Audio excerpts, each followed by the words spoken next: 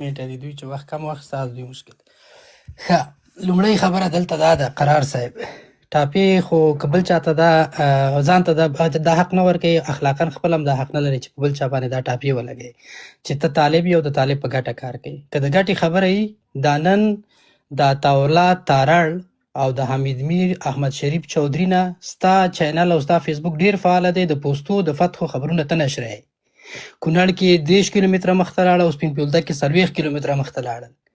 یو روایت تا کوم پاراډاکس او کنفیوژن تا رامنځته کړی یو روایت ټول افغانستان اشغال دی ټول افغانستان کابل کې کارنل ناست دی افغانستان یې نیولی یو چې یو ملک څوک په 15 د اګست ټول اشغال کې وینیسي بیا په اشغال دننه په فتحو کې بله فتحه د کوم طرف نه راغله چې 22 کیلومتره بیا ونیو خو یو ټول ملک لاندې که نو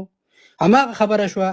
ته په فتحه کې بله فتحه رامنځته کوې یو په خپله خبره کې د ځان سره په تضاد کې اخته یې یو وایي ټول ملک یې ونیو په 15 د اګست افغانستان اشغال دی عملا د پاکستاني په غېږ کې پاکستاني په لاس کې دی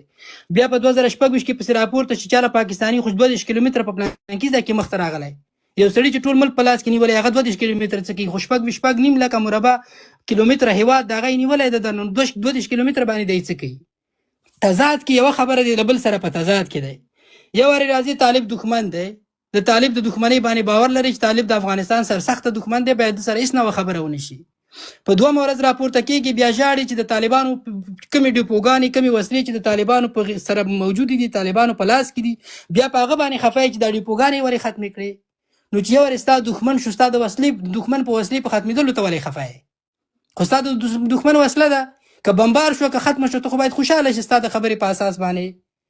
بیا راځي وایي چې د افغانستان خو عملا د پاکستان په لاس کې لوېدلی دی هر څه د پاکستان دي نو دا څنګه پاکستان هر څه په لاس کې دي خپلې وسلې خپله ړنګوي خپلې ډیپوګانې خپله ختموي یو وایي چې ټول هر څه د پاکستان په لاس کې دي قانونه یې زغلوي دا یې زغلوي هغه یې وړي دا یې وړي نو وسلې دې ویسي وسلې لا نه دي وړي نو ډیپوګانې بیا چېرته پاتې شو چې دی اوس بمباروي تا داسې کوم هغه لیدلی کوم هېواد دې لیدلی دی چې په ځان باندې خوله لګوي خپلې وسلې خپله دې بمباروي په خپله خاوره کې چې دی ور یو اشغال کړی د نیولې د دوباره فتحې پکې کوي بیا پکې 22 کیلومتره 10 کیلومتره مخکې وروسته راځي دا کوم تضاد دی چې تی غږوي د یوې خبرې له بلې سره دا خو تضاد دی خلکو ته دروغ وایو